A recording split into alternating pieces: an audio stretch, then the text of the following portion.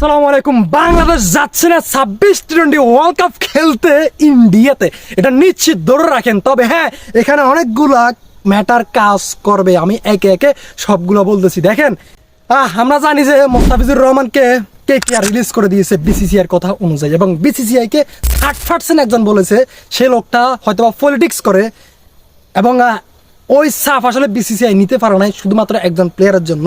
That's why KKR কে আসলে বলে দিয়েছে বিসিসিআই যে তোমরা একে ছেড়ে দাও, এবং KKRও আসলে বিসিসিআই এর কথা আসলে ফেলে দিতে পারে না, আমরা জানি। দ্যাটস ওয়াই তাকে রিলিজ করে দিয়েছে, এবং এরপরে বাংলাদেশে এ নিয়ে অনেক কিছু হচ্ছে, এবং বিসিবিও কিন্তু এটা নিয়ে অনেক সিরিয়াস, ক্রিকেট ফ্যান্সরাও কিন্তু এটা নিয়ে অনেক সিরিয়াস। এবং প্রশ্ন উঠে যায় যে কিভাবে আসলে বাংলাদেশ কিছুদিন পরে T20 বিশ্বকাপ খেলতে যাবে ইন্ডিয়াতে, যেখানে একজন প্লেয়ার সেফ না, যেখানে একজন প্লেয়ার সেফ না, সেখানে পুরো হোল টিম এবং পুরা ফ্যান্সরা, সাংবাদিকরা ওখানে কিভাবে সেফ? এটার জন্য আসলে বাংলাদেশ আইসিসির কাছে একটা রিকোয়েস্ট করবে যে আমরা ইন্ডিয়ার কাছে খেলবো না, ইন্ডিয়াতে গিয়ে খেলবো না T20 ওয়ার্ল্ড কাপটা, আমরা শ্রীলঙ্কাতে খেলবো। এবং আইসিসি এটার সাথে যদি অ্যাগ্রি করে তাহলে বাংলাদেশ সরাসরি শ্রীলঙ্কাতে T20 ওয়ার্ল্ড কাপটা খেলবে, এখানে কোনো বাধা নাই।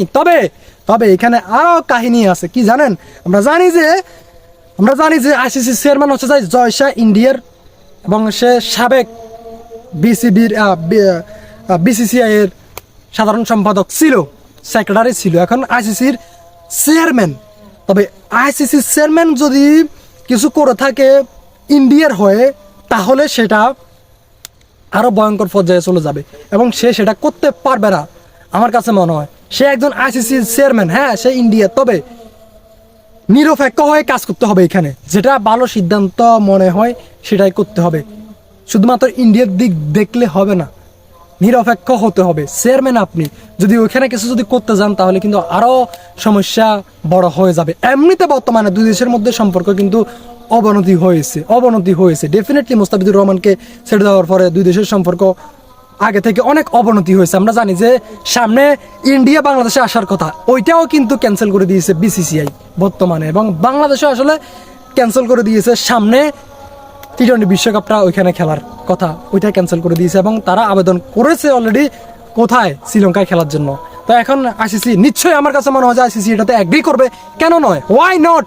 কিভাবে আইসিসি এটাতে অ্যাগ্রি না করতে পারে? যেখানে মোস্তাফিজুর রহমান বাংলাদেশের একজন প্লেয়ার সেফ না, ওইখানে পুরো ইন্টায়ার টিম, পুরা জার্নালিস্টরা, পুরা ক্রিকেটাররা, পুরা ফ্যান্সরা কিভাবে ওইখানে সেফ? এটা রিয়েলিস্টিক কোশ্চেন, এটা প্রশ্ন দাঁড়ায় না? দাঁড়ায়। যদি মোস্তাফিজুর রহমানকে রিলিজ না করতো তাহলে এই প্রশ্নটা এখন দাঁড়াইতো না। এবং আমার কাছে মনে হচ্ছে যে আমি 100% শিওর যে আইসিসি এখানে বাংলাদেশের সাথে অ্যাগ্রি করবে, অ্যাকসেপ্ট করবে এই রিকোয়েস্টটা যে বাংলাদেশ শ্রীলঙ্কাতে খেলতে যাচ্ছে এবং ওইখানে খেলবে ইন্ডিয়াকে রিজেক্ট করে। আমার কাছে মনে হচ্ছে এটা 100% হতে যাচ্ছে, এবং এটাই হবে আমার কাছে মনে হয়। আপনারা কি মনে করেন? আপনাদের মতামত জানান কমেন্ট বক্সে, এবং আমার চ্যানেলটা সাবস্ক্রাইব করে পাশে থাকতে পারেন। আমি ভাই নিজেও ক্রিকেট খেলার পাশাপাশি এই ধরনের কথা বলতে, একটু ইন্সপায়ার করতে আমাকে চ্যানেলটা সাবস্ক্রাইব করে একটা লাইক করে পাশে থাকবেন আমি মনে করি। আল্লাহ হাফেজ, দেখাবো পরবর্তী ভিডিওতে। আসসালামু আলাইকুম।